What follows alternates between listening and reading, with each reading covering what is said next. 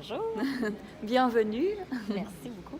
Merci Donc à toi. Sandra Houle, qui nous vient tout droit du Canada en tout cas, c'est Québec, Oui, au Québec, dans la ville même de Québec. dans la ville même de Québec, donc qui est ici à Paris. Oui. Tu nous as partagé ton histoire très inspirante. Et ben voilà, moi ça m'a touchée, je me dis que ça peut toucher d'autres personnes et ça me ferait vraiment plaisir si tu acceptais de partager un petit peu qui tu es, d'où tu viens, Oui. comment tu te sentais. Bien, en fait, comme on l'a dit, moi, je viens du Québec. Et puis, j'ai commencé à donner des conférences cette année, tout récemment. Ça fait pas si longtemps que ça. Et j'ai décidé de le faire parce que je voulais aider les gens au départ face à la différence, parce que comme ça, on le voit pas, hein? On le voit pas vraiment, mais je suis une personne de petite taille et j'ai un long parcours de vie qui a été une longue acceptation de soi. Et petit pas à petit pas, j'ai finalement réussi à en arriver à être bien dans ma peau et à m'accepter telle que j'étais. Donc, comme je disais en conférence hier, j'ai 2 vies.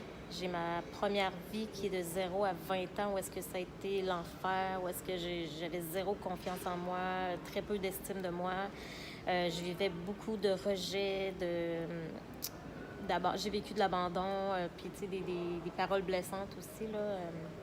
Violence Tu disais psychologique. les violences psychologiques, oui. Oui. Donc, puis moi, à l'âge de... En fait, j'ai un arrêt de croissance. C'est une maladie des os, tout ça. Et puis, à 8 ans, j'ai réalisé que j'allais toujours être plus petite que les autres. Et à partir de ce moment-là, j'ai commencé à me définir et à me limiter constamment par ma petite taille. Donc, trop petite pour faire ça, trop petite pour avoir un amoureux, trop petite pour travailler, pas assez forte pour faire telle chose. Fait que ça a été vraiment difficile au début. Et tu parlais du regard des gens sur toi. Oui, j'ai eu une phase, aussitôt que les gens me regardaient, j'étais en mode attaque. Là, j'affrontais les gens puis je leur disais, regardez-moi, regardez ailleurs si vous n'êtes pas content. C'est exactement ce que je disais parce que je le prenais personnel quand les gens me regardaient. Puis j'étais certaine qu'ils me regardaient par rapport à ma petite taille, alors que ça aurait pu être bien d'autres choses finalement, mais c'est comme ça que je le percevais. Tout à fait. Ouais. Ouais. Et comment tu es parvenue à transformer ce mal-être, ou en tout cas cette limitation que tu te mettais, comment tu es parvenue à te libérer en fait? Ça a été un très long cheminement. C'est pour ça que je dis mes 2 vies, c'est 0 à 20, 20 à aujourd'hui, presque 40. Et c'est ça, à 19 ans, j'ai fait une formation de confiance en soi, épanouissement personnel. Et ça, je le dis souvent, tu sais, quand ça va pas, c'est important de parler, d'extérioriser, d'aller chercher de l'aide surtout. Et moi, ça a été cette formation-là. Il y a des gens qui sont des psychologues, des coachs de vie, peu importe. L'important, c'est d'aller vraiment chercher de l'aide. Et cette formation-là, moi, m'a transformée complètement. Donc, j'ai réappris à avoir confiance en moi, en faisant des petits exercices, en répétant des choses que je ne faisais pas avant, parce que c'est ça, la confiance en soi, on va la gagner, on va la chercher en répétant des expériences. C'est comme dans n'importe quoi, quand on commence un nouveau sport, une nouvelle activité, ou c'est nouveau pour nous, fait qu'on n'a pas confiance nécessairement. Oui, tout à fait. Et c'est normal. Et c'est normal, mais plus on va le faire, plus on va devenir meilleur et c'est là qu'on gagne en confiance. Donc, moi, j'ai fait l'exercice du miroir. J'ai commencé par rapport à l'estime de soi, confiance en soi, apprendre à m'aimer chaque partie de mon corps. Puis, au lieu Tu faisais quoi? Tu te regardais? Je me regardais, puis là, je me disais, j'ai commencé par des choses que j'aimais le plus, tu sais, comme... C'est banal, là, mes cheveux, Tes mettons. cheveux, oui. Et là, je me disais, t'as vraiment des beaux cheveux, Sandra. Et puis... là, la semaine suivante, à chaque fois que je croisais le miroir, au lieu de regarder des choses que j'aimais pas de moi, je me disais, t'as des beaux cheveux, tu sais. Puis après, j'y allais avec différentes parties de mon corps. Donc, c'est comme ça que j'ai appris à m'aimer. Ouais.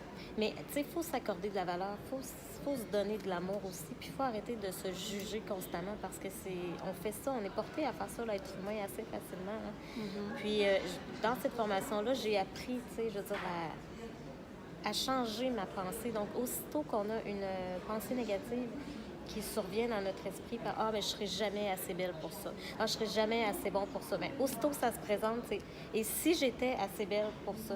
Et si j'étais assez belle et assez grande pour avoir un amoureux? Et si j'étais assez bonne, assez compétente pour avoir ce poste-là? » Tu sais, Ça, j'ai appris à faire ça. Et plus on le fait, ben, plus naturellement on gagne en confiance en soi.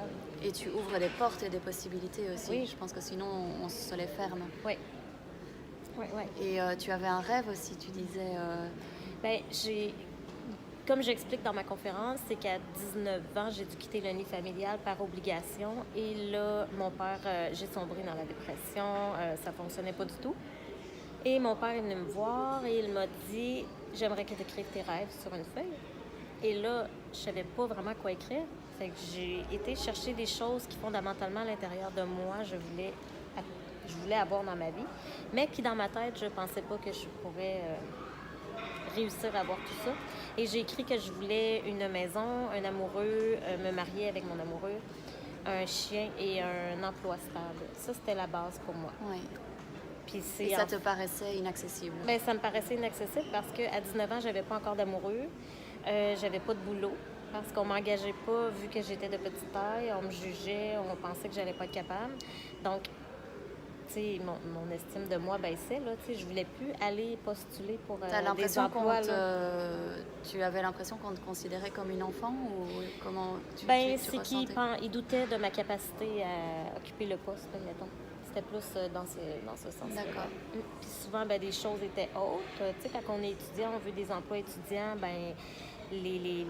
ça peut être dans des magasins, dans des épiceries, où est-ce qu'on fait nos achats de... Même attraper pour les courses, tout est difficile. Oui. Donc, je disais quoi? Je disais que mes rêves... Tes rêves, tu as écrit sur ton papier, voilà. J'ai écrit ça, ouais. Mon père est reparti avec sa feuille. Et à 21 ans, j'ai rencontré mon conjoint. Où est-ce que j'ai douté de cette relation-là? Où est-ce que je me disais au début, mais ça pourrait pas fonctionner. Et moi, à partir de ce moment-là, j'ai commencé à me dire toujours... Pas fonctionner parce que tu pensais que lui ne voudrait pas de toi ou... que lui allait dire... il allait trouver ça difficile avec le temps. Et qu'il allait me laisser. Parce que c'est toujours le regard, même après 17 ans de vie commune, c'est le regard des gens sur nous. C'est le jugement des autres, de la famille au début, tu sais, parce qu'ils comprennent pas trop pourquoi, mettons, ils me choisissent moi. Qui m'a choisi moi, tu sais. Alors qu'il y a plein d'autres belles filles, là, tu sais, qui n'ont pas de maladie ou qui sont de temps classique. Et, voilà, c'est ça. J'ai rencontré mon chum que j'appelle, mon mec. Et puis, ensuite de ça, on a déménagé ensemble. On a eu notre bébé chien. Ensuite de ça, on a choisi d'autoconstruire notre maison. Ça a été un énorme défi, une grosse sortie de zone de confort. Puis au début, tu sais, c'est ça que je dis souvent, c'est que de se poser la question, est-ce que quand on doute d'un projet, d'un but, et qu'on pense qu'on ne sera pas capable de le réaliser, c'est de se poser la question, est-ce que c'est 100% certain que c'est impossible?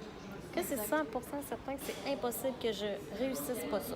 Et bien souvent, juste de se poser la question, ça suffit. La réponse est non. Et déjà là, on gagne en confiance. Ça veut dire, ça veut dire qu'à quelque part, c'est possible. Il y a une Donc, je vais l'essayer. Je vais l'essayer. On peut pas être bon dans tout, mais si on ne l'essaye pas, on ne le saura pas. Puis c'est en le faisant plusieurs fois qu'on devient meilleur aussi. Alors, on a choisi d'autoconstruire notre maison. On en a fait une deuxième par la suite. On s'est mariés, puis mon père m'a remontré la feuille de mes rêves. Et c'est là que j'ai réalisé que c'était vraiment puissant. Du moment où est-ce que tu déposes une intention à l'intérieur de toi de quelque chose qui te tient à cœur, que tu veux, c'est pas obligé d'être le gros rêve, là, on s'entend, tu sais, de faire le tour du monde, puis de la grosse maison, c'est pas nécessairement ça. Des fois, c'est des petits objectifs de vie très banals, mais qu'on n'ose pas faire dans la vie. Mais pour toi, déjà, si ça te paraît inaccessible, c'est énorme. Oui. Mais en l'écrivant sur ton papier, tu t'es pas dit que... Enfin, tu l'as pris un peu comme un petit exercice. Lui, il est reparti avec sa feuille, mais l'intention était déposée là, pareil. Je le savais ce que je voulais, mais je pensais plus à la feuille de rêve. Là. Mais l'intention était là, pareil. Je savais ce que je voulais. Donc, à un moment donné, tu sais, quand j'ai commencé à sortir avec mon mec, mon époux, mon amoureux, je me disais... Après un certain temps, j'avais peur qu'il me laisse, mais là, je revenais à la question qu'on disait tout à l'heure. Est-ce que c'est 100% sûr que ça ne fonctionnera pas? Et là, je me suis laissée aller dans ma relation et je me suis dit, s'il est avec moi, c'est parce qu'il m'aime comme je suis, dans mon corps, dans mon physique, tel que je suis. sinon, il ne serait pas là. Fait que je me suis abandonnée dans cette relation-là, puis ça fait 17 ans aujourd'hui. Ça veut dire que chouette. tout est possible. Tout est possible. Tout est possible. Et aussi, par rapport au pronostic du médecin, par rapport à ta maladie, je pense que c'est intéressant aussi de parler de ça. Oui. Parce que souvent, on a tendance à croire tout ce qu'on nous dit et quand c'est une hiérarchie ou un corps médical ou un corps juridique, etc., on a tendance à y croire comme un fait. Ben oui, c'est vrai.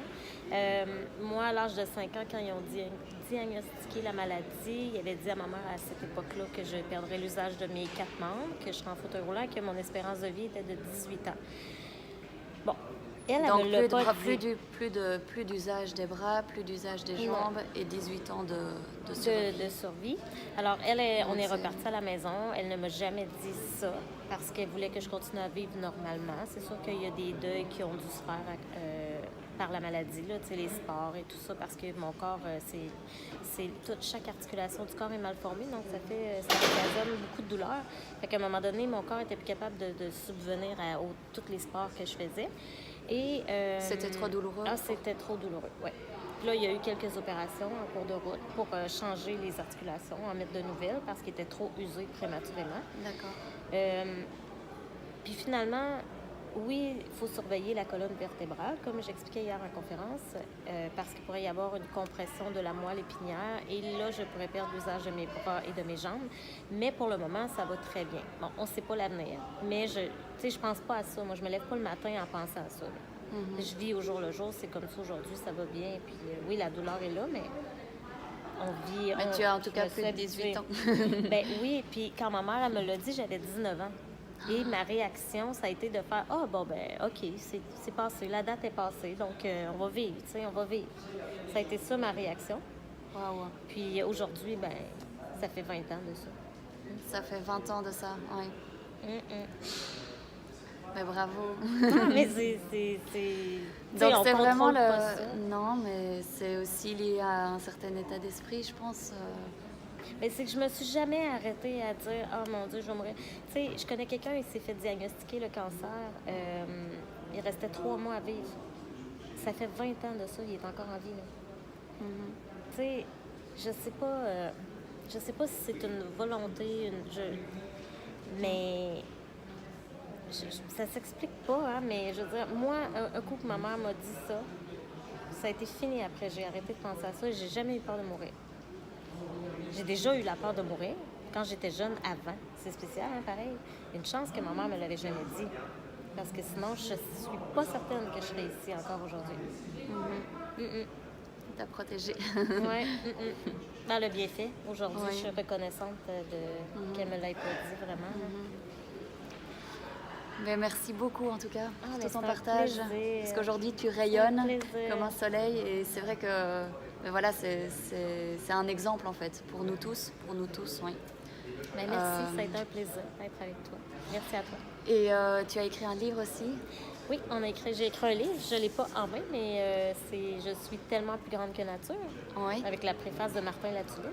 Juste pour la préface, on achète le ça livre. vaut le coup. Oui. Puis, donc si vous voulez en savoir plus par rapport à l'histoire de Sandra, il y a la page Facebook, Plus grande que nature, Instagram, il y a Facebook, Sandra Hull.